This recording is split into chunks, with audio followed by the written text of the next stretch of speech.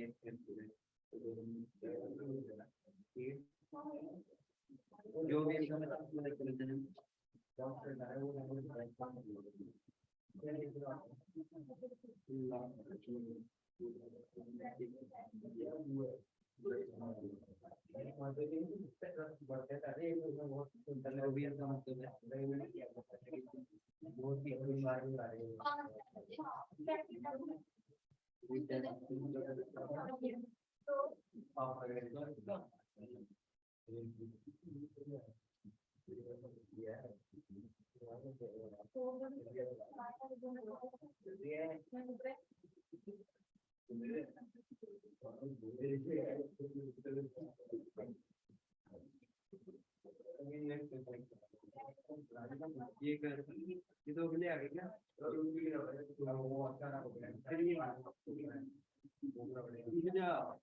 दिखाइए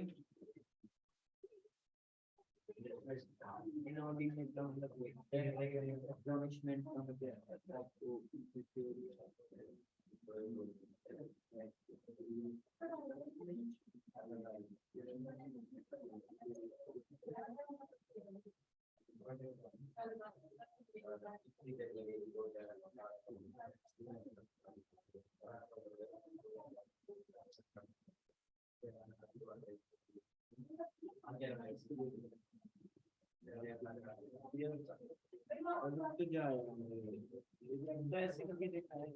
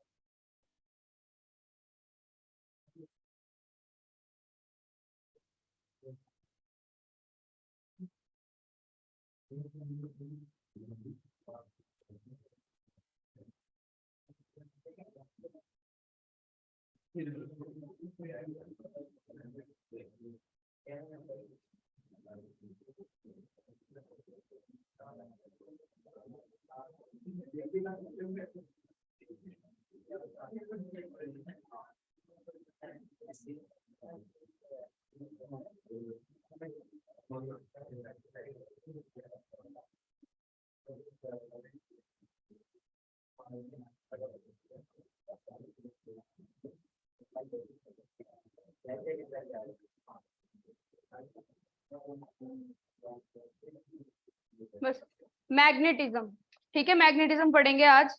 किसी भी क्लास में नहीं हुआ है ना अभी तक? ठीक है, वो थर्मोडायनेमिक्स कंप्लीट हो गया था ना। हाँ, थर्मोडायनेमिक्स कल नीचे वाली क्लास में कंप्लीट हो गया था, आप लोगों का इलेक्ट्रिसिटी कंप्लीट हुआ था कल। ठीक है, हाँ, और नया चैप्टर जो स्टार्ट हो रहा है दैट इज मैग्नेटिज्म। बैठ जाओ जल्दी।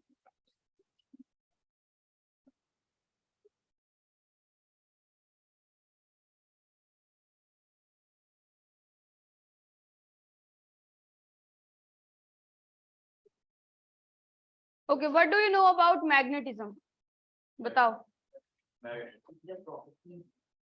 मैग्नेट होता क्या है? मैग्नेट प्रॉपर्टी ऑफ, ठीक है। अब मैग्नेट एक मटेरियल है, किस तरह का मटेरियल है मैग्नेट?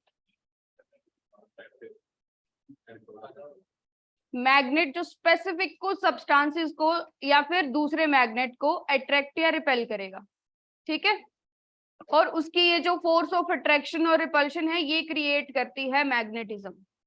ठीक है, अब हमने इलेक्ट्रिसिटी एक क्लास में नहीं हुआ है, आप लोगों ने इलेक्ट्रिसिटी पढ़ा।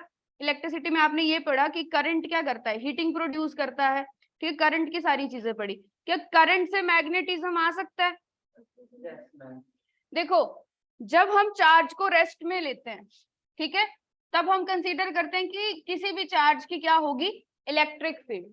वैसे ही अगर आप मैग्नेट को कंसीडर करोगे तो मैग्नेट की क्या होगी, मैग्नेटिक फील्ड। अब देखो, कोई भी मैग्नेट है वो किसी स्पेसिफिक एरिया तक की दूसरे मैग्नेट को या दूसरे सब्सटेंस को अट्रैक्ट या रिपेल करता है। ठीक है, यानी एक स्पेसिफिक फील्ड होती है, जितनी उसकी इंटेंसिटी होगी, जितनी उसकी स्ट्रेंथ होगी, उस हिसाब से वो उतने फील्ड तक दूसरे सब्सटेंस पे अपना इफेक्ट डालेगा। ठीक है, अब जो मैग्नेट है जिसकी पावर ज्यादा है वो ज्यादा दूर तक दूसरे सब्सटेंस पे अपनी फोर्स लगाएगा। वैसे ही यहाँ पे होता है। पर जब आप रेस्ट में चार्ज को पढ़ते हो क्या तब करंट आता है? करंट का मतलब क्या होता है, फ्लो, यानी कि रुके हुए चार्ज से करंट प्रोड्यूस नहीं होगा। तो रुका हुआ चार्ज है उसकी एक फील्ड है दैट इज इलेक्ट्रिक फील्ड। ठीक है, पर जो मूविंग चार्ज है,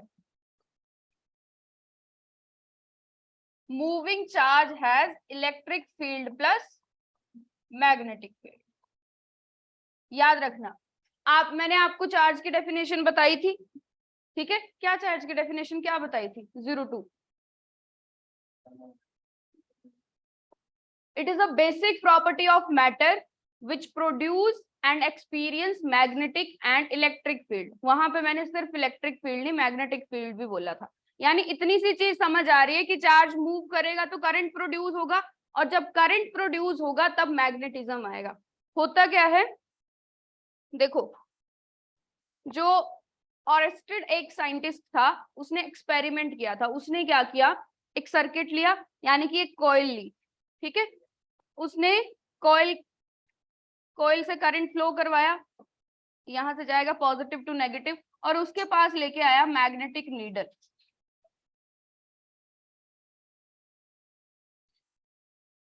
ठीक है, अब मैग्नेटिक नीडल का काम क्या है, अगर उसको मैग्नेटिक फील्ड में रखोगे तो किस तरफ की इंडिकेशन देती है, नॉर्थ टू साउथ या साउथ टू नॉर्थ, किस तरफ की होती है? देखो, नॉर्थ की तरफ उसका वो पॉइंटर होता है, साथ ही साथ वो साउथ की तरफ भी पॉइंट करती है। ठीक है, खुद को जो है पोलर डायरेक्शन में इंक्लाइन कर लेती है। क्यों? क्योंकि नॉर्थ पोल में मैग्नेटिक फील्ड क्या है, ज्यादा है, और नॉर्थ पोल से कहाँ जा रही है मैग्नेटिक फील्ड, साउथ की तरफ जा रही है। ठीक है, अब मैग्नेटिक नीडल को मैग्नेट के सामने रखेंगे तब तो डिफ्लेक्शन होगी उसमें, पर उसने क्या किया, उसको सर्किट के सामने रखा। अब सर्किट के सामने भी मैग्नेटिक जो नीडल थी उसने डिफ्लेक्शन दिखाई, which shows that electric current produce magnetism. कि जब करंट प्रोड्यूस होता है किसी कंडक्टर से तो वो कंडक्टर थोड़ी देर के लिए मैग्नेट की तरह बिहेव करेगा। कितनी देर तक? जब तक उससे करंट फ्लो करेगा। जैसे ही करंट का फ्लो बंद हुआ उसका मैग्नेटिज्म भी खत्म हो जाएगा, और जितनी ज्यादा करंट की इंटेंसिटी होगी उतना ज्यादा स्ट्रॉन्ग उसका मैग्नेटिज्म होगा। इलेक्ट्रिक बेल का कंसेप्ट पढ़ा है 10th क्लास में? क्या था? एक तो देखो, इलेक्ट्रिक बेल वो होती है आजकल जो जिनमें गाने बजते हैं, ट्यूनिंग होती है। सिंपल सिंपल जो इलेक्ट्रिक बेल होती है, ठीक है। अब बटन देखा होगा आपने इलेक्ट्रिक बेल का, कैसा होता है, पूरा प्रेस नहीं होता है, उसको हल्का सा प्रेस करो दोबारा से वो ऑफ हो जाता है। बेल का बटन ऐसे ही होता है ना, ठीक है, उसको प्रेस करो दोबारा से वो अपनी शेप में आ जाता है। तो इलेक्ट्रिक बेल कैसे काम करती है,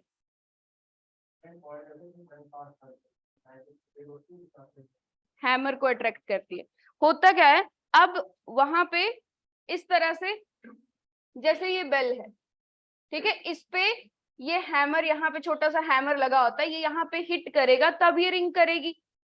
पर देखो, हम यहाँ पे मैग्नेट नहीं लगा सकते। अगर हमने यहाँ पे मैग्नेट लगाया तब तो ये इसके साथ अट्रैक्टेड रहेगा, साथ में रहेगा, तो जब हम चाहेंगे तब थोड़ी हिट करेगा ये इस बेल को। तो हमें क्या चाहिए कि जब हम चाहें तब ये हैमर इस बेल को हिट करे। तो हम क्या करते हैं, यहाँ पे एक कॉइल लगा देते हैं। सपोज कॉपर की वायर ली, ठीक है, उसकी कॉइल बनाई, यहाँ पे सर्किट में कनेक्ट कर दी। अब जब इलेक्ट्रिकल सप्लाई आएगी, इससे करंट फ्लो करेगा। जब इससे करंट फ्लो करेगा, ये एज अ मैग्नेट बिहेव करेगी, ठीक है। ये मैग्नेट की तरह बिहेव करेगी, तो इस हैमर को अपनी तरफ अट्रैक्ट करेगी और ये हैमर यहाँ पे हिट करेगा। और देखो, फ्रैक्शंस ऑफ सेकंड के लिए लगता है टाइम, फ्रैक्शन ऑफ सेकंड्स लगते हैं उसको, या 1 सेकंड मान लो, 1 सेकंड लगेगा आपको स्विच को प्रेस करने के लिए। तो करंट आएगा, करंट क्या करेगा, इसमें मैग्नेटिज्म प्रोड्यूस करेगा, ये अट्रैक्ट करेगी हैमर को। जैसे ही स्विच ऑफ, ये वापस अपनी जगह पे चला जाएगा, होगी रिंग, बेल रिंग होगी। इसी तरह से हमें यहां से भी देखने को मिल रहा है कि हम क्या कर रहे हैं, करंट को एज अ मैग्नेट, मतलब करंट से हम मैग्नेटिज्म प्रोड्यूस कर रहे हैं। तो ये चीज याद रखनी है, जब भी चार्ज मूव करेगा तो मैग्नेटिज्म प्रोड्यूस होगा। सिंपली जब भी किसी कंडक्टर में ही करेगा, इंसुलेटर में तो करंट फ्लो नहीं कर सकता। तो किसी भी कंडक्टर से जब करंट फ्लो करेगा तो उसमें मैग्नेटिज्म, यानी वो मैग्नेट की तरह बिहेव करेगा, ठीक है। अब ये कॉइल जो है थोड़ी देर के लिए मैग्नेट बनी, जैसे ही करंट की सप्लाई बंद हुई, ये दोबारा से क्या बन गई, सिंपल वायर बन गई, कॉपर वायर बन गई सिंपल, ठीक है। इसका मैग्नेटिज्म खत्म हो गया, ठीक है। तो यही चीज जो है ऑरिस्टिड ने बताई थी कि मैग्नेटिक नीडल जो है वो क्या करती है, डिफ्लेक्शन शो करती है जब उसको किसी सर्किट या कोयल के पास लेके जाते हैं, यानी कि उस कोयल में क्या है, मैग्नेटिज्म है। फिर उसने हमें क्या बोला, मैग्नेटिक फील्ड की डायरेक्शन के लिए उसने 2-3 तरीके बताए। देखो,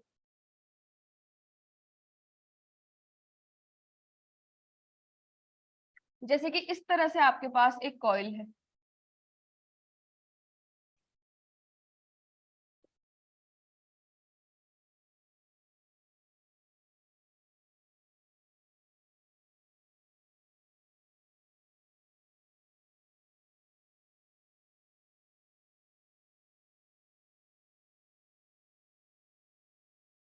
यहां से करंट जा रहा है ऐसे, ठीक है। करंट की डायरेक्शन क्या है, अपवर्ड, यहाँ पे, और यहाँ पे किस तरफ होगी फिर, डाउनवर्ड। और तुमने यहाँ पे मैग्नेटिक नीडल को रख दिया, तो यहाँ पे नॉर्थ से साउथ बोल सकते हो तुम करंट की डायरेक्शन। और वैसा ही दूसरा केस ले लेते हैं जिसमें साउथ से कहाँ जा रहा है, नॉर्थ में, ठीक है। तो अब मैग्नेटिक नीडल को यहाँ पे रखा है, तो मैग्नेटिक नीडल की डिफ्लेक्शन को हम कैसे डिटेक्ट करेंगे कि किस तरफ डिफ्लेक्ट करेगी। इसके लिए सिंपल सा याद रखना है आपने, जब करंट जा रहा है साउथ से नॉर्थ, तो वर्ड याद रखना है स्नो। साउथ से नॉर्थ जा रहा है तो डिफ्लेक्शन किस तरफ होगी, वेस्ट की तरफ। ये वेस्ट है, ये ईस्ट है, तो मैग्नेटिक नीडल जो है, ये मैग्नेटिक नीडल इस तरफ को मुड़ जाएगी, वेस्ट की तरफ क्या करेगी, डिफ्लेक्शन शो करेगी। और इसमें क्या होगा, जब नॉर्थ से साउथ आ रहा है तब किस तरफ करेगी, नॉर्थ से साउथ होगा तो ईस्ट की तरफ डिफ्लेक्शन होगी, ठीक है। ईस्ट की तरफ क्या करेगी, डिफ्लेक्शन शो करेगी। अब ऐसे नॉर्थ टू साउथ, साउथ से नॉर्थ जा रहा है, तब तो डिटेक्ट करना इजी है आपके लिए। बट अगर इस तरह से हो तो ये करंट जा रहा है, तो इसके लिए हमारे पास है एम्पेयर स्विमिंग रूल।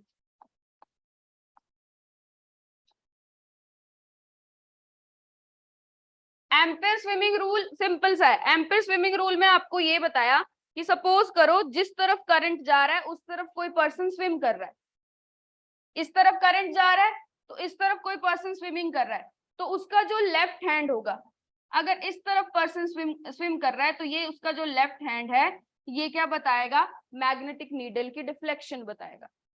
ठीक है, यानी मैग्नेटिक फील्ड की डायरेक्शन ही बता रहा है, जिस तरफ मैग्नेटिक फील्ड की डायरेक्शन होगी मैग्नेटिक नीडल भी उसी तरफ क्या करेगी, डिफ्लेक्शन शो करेगी।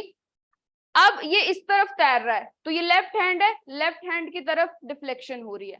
अगर करंट की डायरेक्शन हम कैसे बनाते, इस तरफ को बनाते तो उस तरफ को स्विम कर रहा है तो लेफ्ट हैंड इस तरफ होगा, तो इस तरफ मैग्नेटिक नीडल या फिर मैग्नेटिक फील्ड की डायरेक्शन होगी। ठीक है, सिंपल सा पहला वर्ड याद रखोगे, अगर स्नो साउथ से नॉर्थ की तरफ जा रहा है तो वेस्ट, और नॉर्थ से साउथ की तरफ जा रहा है तो ईस्ट। ठीक है, ऐसे बिल्कुल परपेंडिकुलर गिवन है तब तो निकाल लोगे, ऐसे दे दिया आपको इंक्लाइंड दे दिया तो क्या देखना है, जिस तरफ करंट जा रहा है उस तरफ पर्सन स्विमिंग कर रहा है, स्विमिंग कर रहा है तो जिस तरफ उसका लेफ्ट हैंड होगा उस तरफ क्या होगी, मैग्नेटिक फील्ड या मैग्नेटिक नीडल की डिफ्लेक्शन। क्लियर, आपको डायरेक्शन निकालने के लिए आती है, पूछी जाती है, इन टू दी पेज है, आउट टू दी पेज है, वो सारी चीजें देखेंगे। सबसे ज्यादा मैग्नेटिज्म से क्वेश्चन आता है direction of force, direction of magnetic field या डायरेक्शन ऑफ करंट बतानी होती है आपने। ठीक है, क्लियर, चलें आगे।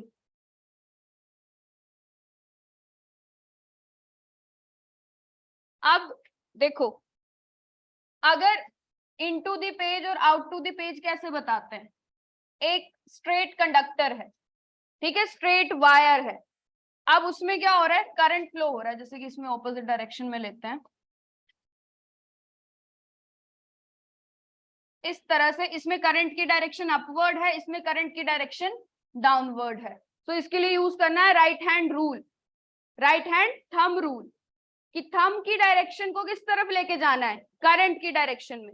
तो अपवर्ड है करंट की डायरेक्शन, तो जब आप अपने फिंगर्स को कर्ल करोगे, इस तरफ से अंदर जा रही है, इस तरफ से बाहर आ रही है, जिस तरफ से अंदर जाती है उस तरफ हम लगाते हैं क्रॉस, जिस तरफ से बाहर आएगी उस तरफ हम लगाते हैं डॉट। क्रॉस मींस ये आउटवर्ड है और यहाँ पे कैसी है, सॉरी ये इनवर्ड है,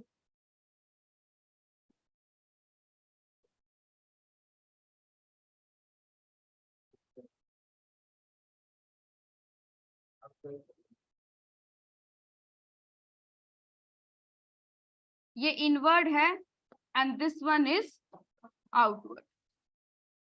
ठीक है, इनवर्ड के लिए क्रॉस लगता है, आउटवर्ड के लिए डॉट लगता है। चलो क्रॉस और डॉट तो उतना नहीं पूछेंगे आपसे, इनवर्ड और आउटवर्ड का, इनवर्ड का मतलब है इनटू द पेज, आउटवर्ड का मतलब है आउट टू द पेज। कैसे लिखा होता है, वहां पे ऑप्शन होता है इनटू द पेज, ठीक है, on the page, out to the page. On the page का मतलब है ऐसे, जैसे कि मान लो ये बोर्ड जो है तुम्हारा पेज है, तो पेज के अंदर की तरफ जा रही है, पेज से बाहर आ रही है, या पेज पर है। ठीक है, इस तरह के ऑप्शंस होते हैं, तो right hand thumb rule use करोगे। ठीक है, ये जैसे कर्ल किया तो ये अंदर की तरफ गया कर्ल, तो ये इनवर्ड और यहां से आउटवर्ड।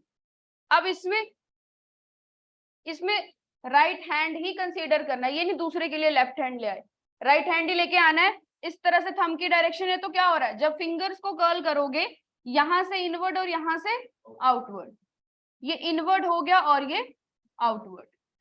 स्ट्रेट कंडक्टर में फाइंड आउट करना इजी है। ठीक है, अब इसी की जगह आपके पास सर्कुलर लूप में करंट का फ्लो आ जाए, कि लूप में करंट फ्लो कर रहा है, तब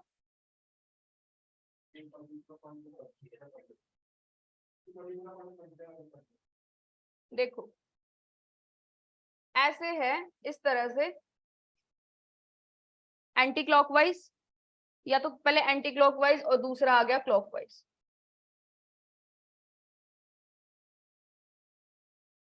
इसमें यूज करना है right hand screw rule.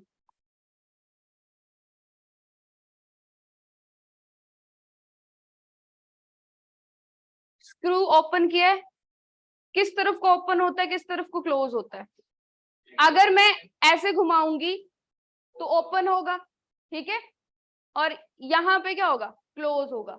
Screw जो होता है ना, राइट हैंड स्क्रू रूल का मतलब क्या है, जिस तरफ को क्या हो रहा है, इस तरफ को ओपन हो रहा है, ओपन हो रहा है तो उसी तरफ को आपने फिंगर्स लेके जाना है, तो कहाँ आ रही है फील्ड, बाहर की तरफ आ रही है, बाहर की तरफ दिख रही है फील्ड, यानी कि यहाँ पे क्या आएगा, डॉट। और जब आप ऐसे कर रहे हो तो कहाँ जा रही है फील्ड, अंदर की तरफ जा रही है, ठीक है, अंदर की तरफ जा रही है, यानी यहाँ पे क्या होगी, इनवर्ड, इनवर्ड और आउटवर्ड। देखो ओपन कर रहे हो स्क्रू को, एंटी क्लॉकवाइज क्या होता है, ओपन होता है, ठीक है, ओपन हो गया तो यानी कि आउटवर्ड, ठीक है, ऐसे याद रखना है, ओपन खुलना किसी चीज का तो बाहर आ रही है, क्लोज का मतलब इनवर्ड जा रही है। क्लियर, सर्कुलर लूप में भी पता लग जाएगा कहाँ है मैग्नेटिक फील्ड की डायरेक्शन, ठीक है। फिर अगर आपको आ जाए, वैसे इतना नहीं पूछते, कंकरेंट लूप्स, एक के एक बाद एक लूप, तो उसमें भी क्या देखना है कि क्लॉकवाइज जा रहा है करंट या एंटी क्लॉकवाइज जा रहा है, ठीक है, क्लॉकवाइज जाएगा तो इनवर्ड, एंटी क्लॉकवाइज जाएगा तो आउटवर्ड। क्लियर, ठीक। और जो हमारा राइट हैंड रूल और लेफ्ट हैंड रूल है वो हम यहाँ पे यूज, अभी हमने फोर्स नहीं पढ़ी ना, मैग्नेटिक फोर्स, तो उसको अभी नहीं पढ़ेंगे, अभी आपने सिर्फ मैग्नेटिक फील्ड की डायरेक्शन देखी है, ठीक है, कि मैग्नेटिक फील्ड की डायरेक्शन इनवर्ड होगी या आउटवर्ड होगी, किस तरफ होगी। अब जैसे कि आपको एक क्वेश्चन आ गया सपोज इस तरह से,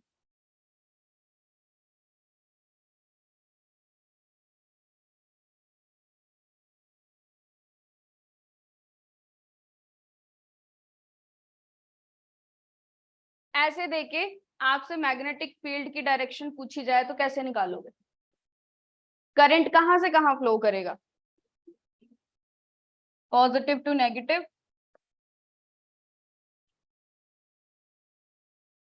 अब आप कैसे निकालोगे मैग्नेटिक फील्ड की डायरेक्शन, आउटवर्ड है या इनवर्ड है, किस तरफ से आउटवर्ड है किस तरफ से इनवर्ड है, कैसे निकालोगे,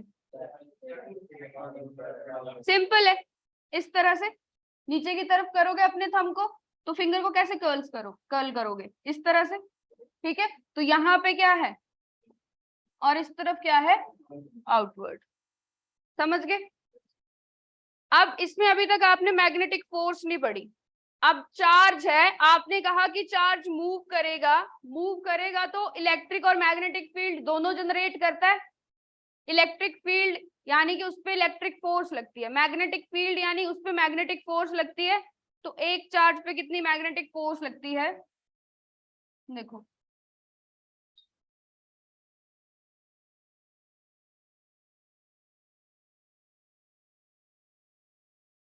ठीक है, force on charge moving in magnetic field, तो उस पे मैग्नेटिक फोर्स लगती है Q we cross B.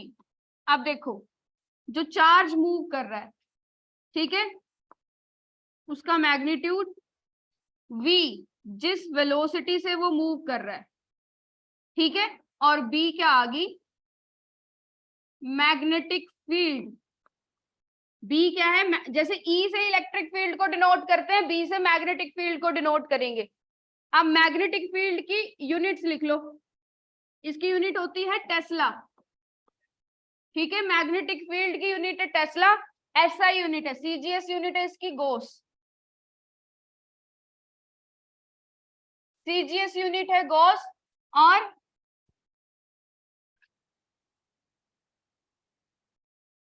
SI unit है tesla, and 1 tesla is equal to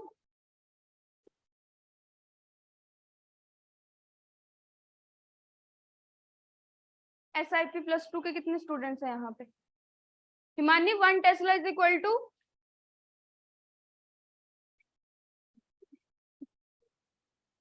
10⁻⁴ gauss, ठीक है, जैसे 1 newton is equal to 10⁻⁵ dyne, वैसे ही 1 tesla is equal to 10⁻⁴ gauss, ठीक है, ये यूनिट्स याद रखना है इसकी, टेस्ला और गॉस, टेस्ला होगी एसआई यूनिट और गॉस होगी सीजीएस यूनिट। और ये मैग्नेटिक फोर्स आ गई, जैसे इलेक्ट्रिक फोर्स निकालते हैं ना वैसे ही मैग्नेटिक फोर्स। अब यहाँ पे लिखा है V cross B, V cross B का मतलब इनका वेक्टर प्रोडक्ट है, वेक्टर प्रोडक्ट है तो it could be written as QV B sine theta. अब बेसिकली होता क्या है, ये साइन थीटा कहाँ पे आता है और किस तरह से आएगा एंगल। देखो यहाँ पे एक चार्ज है, वो v वेलोसिटी से मूव कर रहा है ऐसे। तो सपोज करो यहाँ पे मैग्नेटिक फील्ड की डायरेक्शन ये है आपके, तो इस पे फोर्स लगती है इस तरह से, ठीक है। तो अब इन दोनों के बीच में ये जो थीटा एंगल बनता है that is sine theta. Sine theta की वैल्यू 90 डिग्री होगी तो फोर्स भी क्या होगी, मैक्सिमम, ठीक है। यानी कि ये दोनों कैसे एक्ट करेंगी, वेलोसिटी और मैग्नेटिक फील्ड एक दूसरे के परपेंडिकुलर, और ये एक दूसरे के पैरेलल होंगी तो इन पे कितनी फोर्स लगेगी, जीरो, कोई फोर्स एक्सपीरियंस नहीं करेगा charge. Q V B sine theta याद रखना है बस, ठीक है। ये तो एक चार्ज था, एक अकेला चार्ज जब मूव कर रहा था, जब सारे चार्ज यानी कि एक कंडक्टर में करंट चल रहा होगा तब कितनी फोर्स लगती है, ये कर लिया नोट।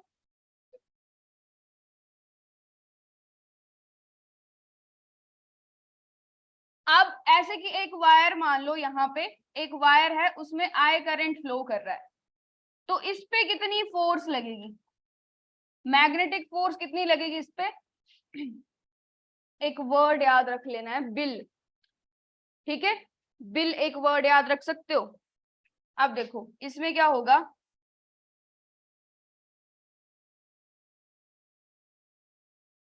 ऐसे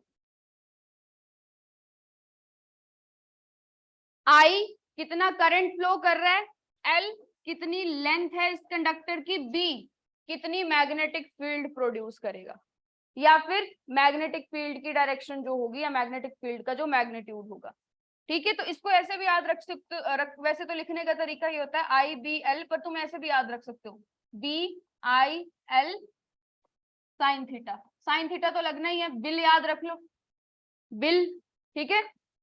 बिल वर्ड तो याद रह ही सकता है। तो एक कंडक्टर पे कितनी फोर्स लगेगी, B I L sine theta या फिर I B L sine theta, clear. वहां पे मैंने बी क्रॉस एल लिख दिया है, एल क्रॉस बी आएगा, ठीक है। फर्क पड़ता है इस चीज से, अगर बी क्रॉस एल लिखूं तो क्या फर्क होगा एल क्रॉस बी और बी क्रॉस एल में, डायरेक्शन चेंज हो जाती है। वेक्टर प्रोडक्ट की प्रॉपर्टी है इस तरह से, जैसे मैंने ए क्रॉस बी लिखा, और अगर यहाँ पे इस तरह से B cross A is not equal to A cross B, because हम डायरेक्शन कैसे फाइंड आउट करते हैं, वेक्टर प्रोडक्ट में डायरेक्शन कैसे कैसे आपको पता लगा एक में नेगेटिव है एक में पॉजिटिव है। देखो अगर मैंने इस तरह से लिखा ना यहाँ पे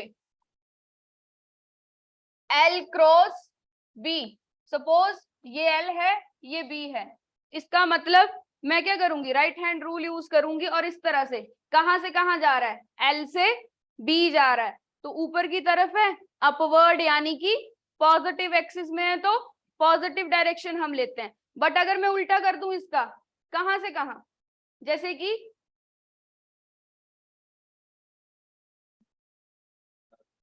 ऐसे, किस तरह से आएगा, अपवर्ड ऐसे बी से वी, और डाउनवर्ड में क्या करेंगे, राइट हैंड ही है मेरा तो,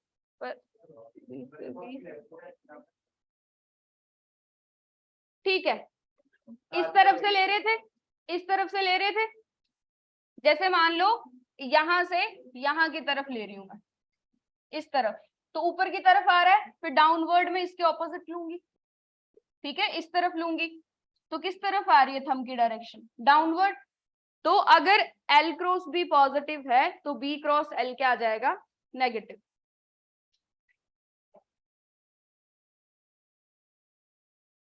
एक चार्ज पे कितनी फोर्स लगती है अभिषेक,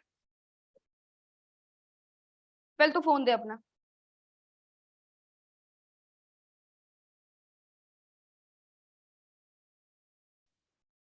आप बताओ एक चार्ज पे कितनी फोर्स लगती है, कितनी मैग्नेटिक फोर्स लगेगी? है लिपसिंग ही कर रहा है या बोल रहा है कुछ?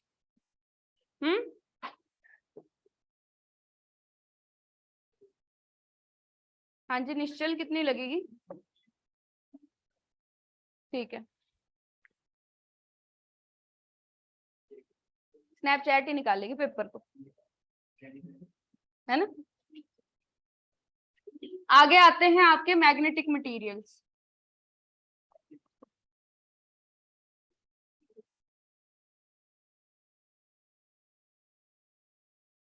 मैग्नेटिक मटेरियल्स में देखो, सबसे पहले आते हैं डायमैग्नेटिक,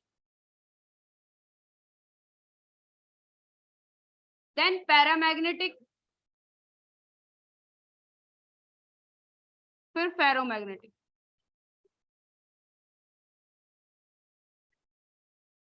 अच्छा, पैरा का मतलब क्या होता है? Para commando, paramilitary. पैरा का मतलब होता है पार्शियली या हाफ बोल सकते हो आप, ठीक है। पैरामिलिट्री का मतलब क्या होता है? हाफ वो क्या है, आर्मी है, हाफ क्या, पुलिस, ठीक है। सेंटर के अंडर आती है आधी, और आधी मिनिस्ट्री ऑफ डिफेंस के अंडर आती है, हाफ हाफ, ठीक है। तो पैरा वर्ड जहां पे आता है यानी कि हाफ। अब तो पैरामैग्नेटिक का मतलब है ऐसे मटेरियल जो वीकली मैग्नेटिक की तरफ अट्रैक्ट होंगे। अब कुछ ऐसे मटेरियल जैसे कि लकड़ी है, लकड़ी क्या मैग्नेट की तरफ अट्रैक्ट होगी? जो मैग्नेटिक फील्ड की तरफ अट्रैक्ट नहीं होते हैं उनको हम बोलते हैं डायमैग्नेटिक।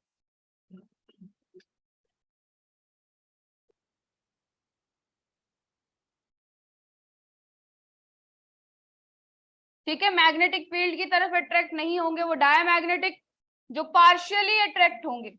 अब देखो यहाँ पे जो डायमैग्नेटिक है उनके एग्जांपल बहुत सिंपल हैं, तुम प्लास्टिक बोल दो, पानी बोल दो, वुड बोल दो, बट और जो अट्रैक्ट करते हैं उनको भी बोल सकते हो, आयरन, निकल, कोबाल्ट या फिर दूसरा मैग्नेट, वो अट्रैक्ट होंगे।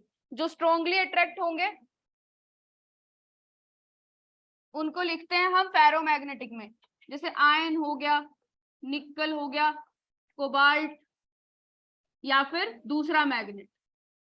बट जो पार्शियली अट्रैक्ट होते हैं कंफ्यूजन इनमें रहता है। ऑक्सीजन, ठीक है, फोस्फोरस और सोडियम। और बताओ, और कोई पता है?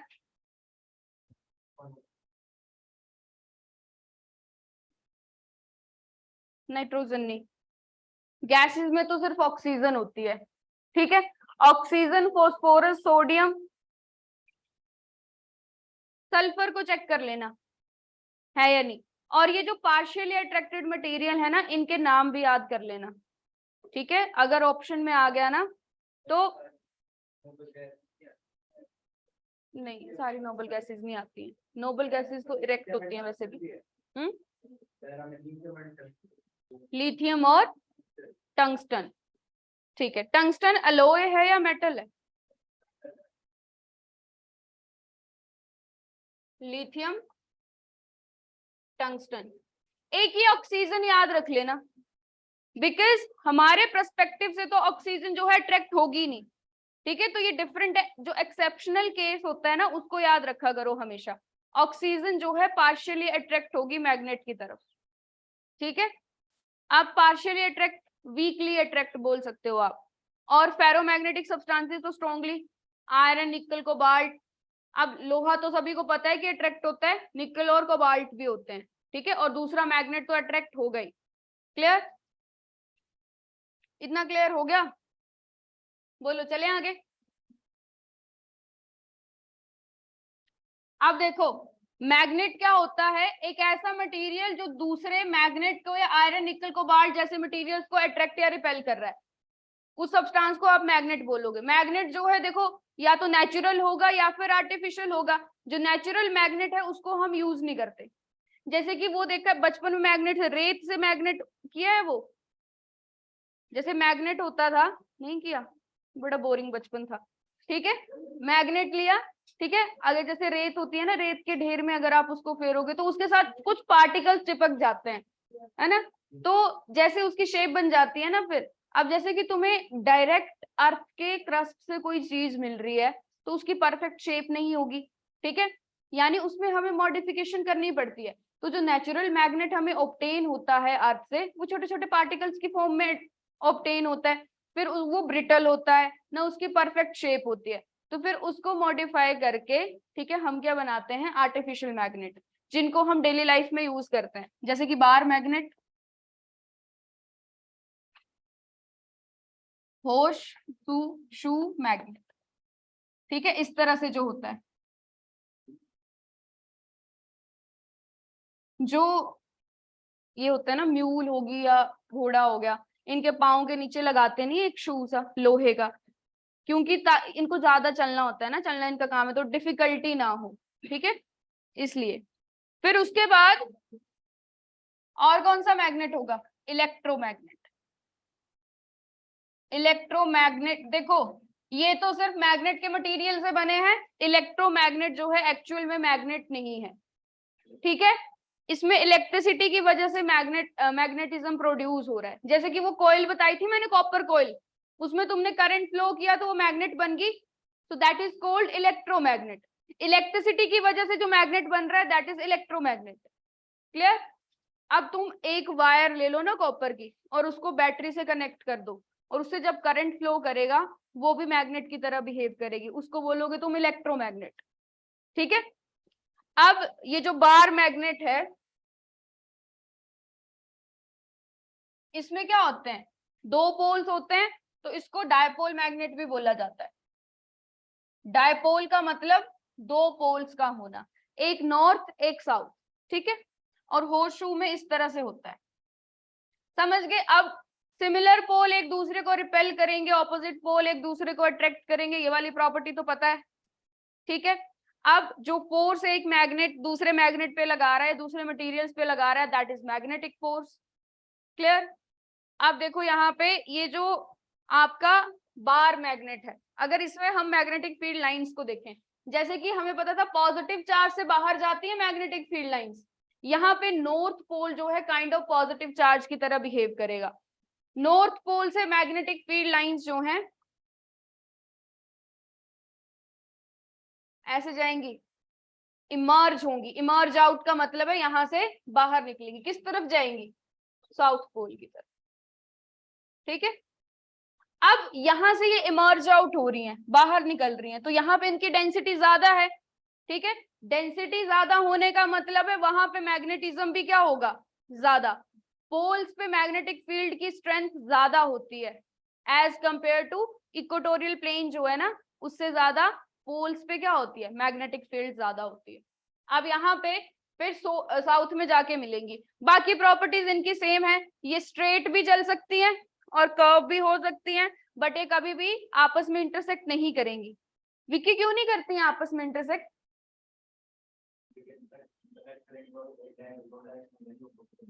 किस चीज की? मैग्नेटिक फील्ड की। ये क्या बता रहे हैं, मैग्नेटिक फील्ड की डायरेक्शन बता रहे हैं कि मैग्नेटिक फील्ड, देखो एक चीज का ध्यान रखना, मैग्नेटिक फील्ड की डायरेक्शन होती है नॉर्थ से साउथ, पर मैग्नेटिज्म होता है मैग्नेट के अंदर कहाँ पे होगा, साउथ से नॉर्थ, ऐसे लगा रहे हैं, नॉर्थ से साउथ और साउथ से नॉर्थ, ठीक है। अब इसका एग्जाम्पल है, जैसे कि आपको ये बोला जाता है ना कि नॉर्थ की तरफ सर रख के नहीं सोना चाहिए, ठीक है, पहले भी डिस्कस की थी मैंने ये चीज, नॉर्थ की तरफ सर रख के क्यों नहीं सोना चाहिए, अगर आप नॉर्थ की तरफ सर रखोगे तो मैग्नेटिक फील्ड जाएगी नॉर्थ से साउथ, पर जो मैग्नेटिज्म होगा वो कहाँ से जाता है, साउथ से नॉर्थ, तो वो आपके ब्लड सर्कुलेशन को उल्टी तरफ को पुश करेगा, आपका जो ब्लड सर्कुलेशन है उसको एक, मतलब आप बोल सकते हो अपोजिंग फोर्स लगेगी, ठीक है। हमारा ब्लड सर्कुलेशन कैसा है, नीचे की तरफ जा रहा है ना, हार्ट से नीचे की तरफ, और इस तरह से ये उल्टा कर देगा, उसको ऊपर की तरफ कर देगा, तो ब्लड सर्कुलेशन जो है वो उसका फ्लो उल्टा हो जाता है, तभी नॉर्थ की डायरेक्शन में नहीं सोना चाहिए, यानी उस तरफ सर रख के नहीं सोना चाहिए। अब क्या है, अब ऐसे तो है नहीं कि कभी भी मत सोने का मतलब 7-8 घंटे आप उस डायरेक्शन में रहोगे, ठीक है, तो फिर क्या होगा, ब्लड सर्कुलेशन पे उसका असर पड़ता है। अब मैग्नेटिक फील्ड होगी तो मैग्नेटिक नीडल वहां पे डिफ्लेक्शन दिखाएगी नॉर्थ से साउथ की तरफ, ठीक है। बट कई जगह पे मैग्नेटिक नीडल भी क्या करती है, एग्जैक्ट डायरेक्शन नहीं बताती है, डिफ्लेक्शन शो करती रहती है, यानी कि उस जगह पे मैग्नेटिक फील्ड की इंटेंसिटी क्या है, बहुत ज्यादा है। अब अर्थ में ऐसे बहुत से जगह है ना, ऐसे बहुत से प्लेसेस है जहां पे मैग्नेटिक नीडल जो है आपको एग्जैक्ट डायरेक्शन, कंपास जो है वो वर्क नहीं करेगा। बहुत से डायरेक्शन है जहां पे कंपास वर्क नहीं करता, यानी वहां की मैग्नेटिक फील्ड बाकी एरिया से अलग है, मैग्नेटिक फील्ड ज्यादा हो सकती है। जैसे कि कैलाश पर्वत का एग्जांपल जैसे हम लेते हैं, ठीक है, उसको क्लाइंब करना मुश्किल है, नहीं कर पाया कोई भी, माना जाता है उसकी मैग्नेटिक फील्ड बहुत ज्यादा है। उससे ज्यादा ऊंचे बहुत सारी माउंटेन्स हैं जिनको क्लाइंब कर चुके हैं क्लाइंबर, बट उसको नहीं कर पाते मैग्नेटिक फील्ड की वजह से। सो मैग्नेटिक फील्ड का ना बहुत ज्यादा रोल है। जो अर्थ है उसको भी हम एक मैग्नेट मानते हैं।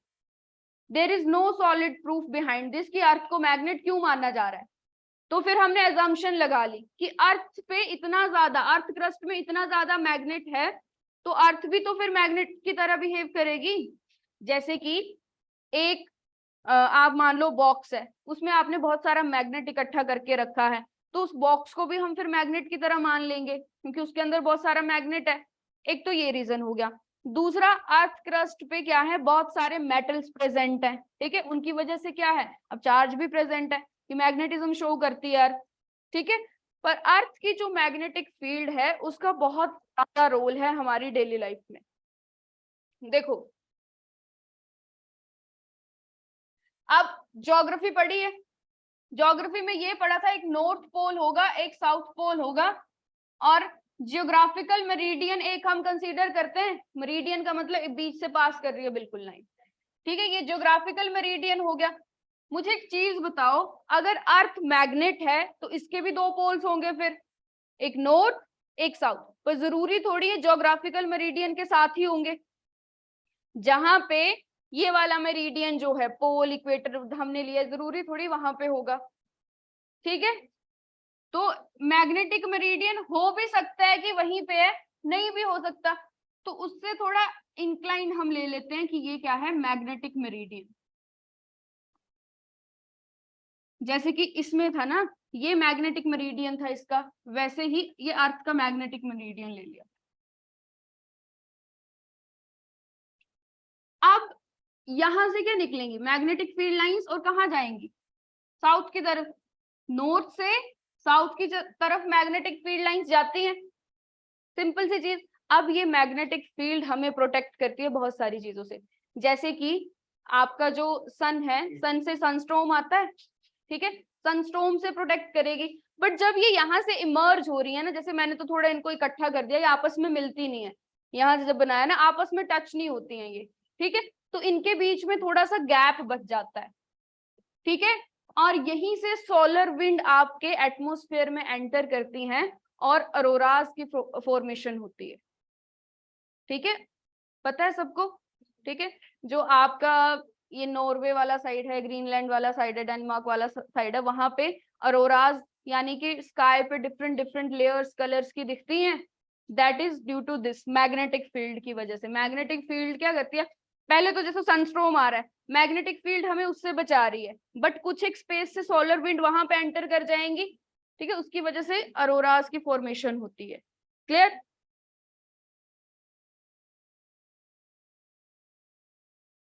कितने बजे तक की क्लास?